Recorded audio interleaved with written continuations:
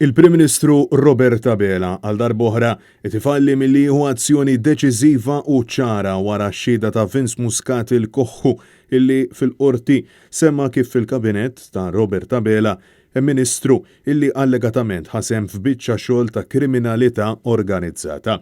Fil-kummenti li ta' sissa lil ġurnalisti, Robert Abela insista illi mhux ser ikun qed jieħu azzjoni sakemm il-Koħħu jiżvela l-isem eżatt ta' dan il-Ministru. Ta' fil-waqt illi fl-ebda mument ma ta' indikazzjoni illi kellem lill-ministri tiegħu. Abela saħaq illi huwa informat illi l-Koħħu illi ngħata maħfra presidenzjali fuq il-kundizzjoni li jgħid il-verità kollha fuq kull każ kriminali li kien involut fih ma jridx isemmi ismijiet. U minflok ħass il-ħtieġa li kellem lill-kabinett tiegħu dwar dan is-suġġett tant sensittiv, is-sorsi tagħna fiċ-Ċentru Nazzjonali Laburista qed jgħidulna illi Abela qed jipprova jirbaħ il-ħin.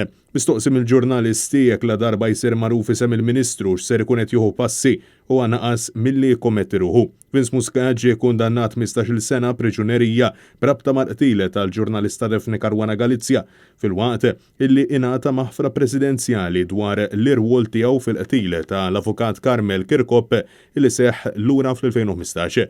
Mix-xhieda tal-Koħħu issa għaddew 3 ijiem u l-poplu Malti Wawċi għadu qed jistenna pożizzjoni konkreta min-naħa tal-Prim Ministru dwar dan id-dell tqil li hemm fuq il-kabinett tiegħu.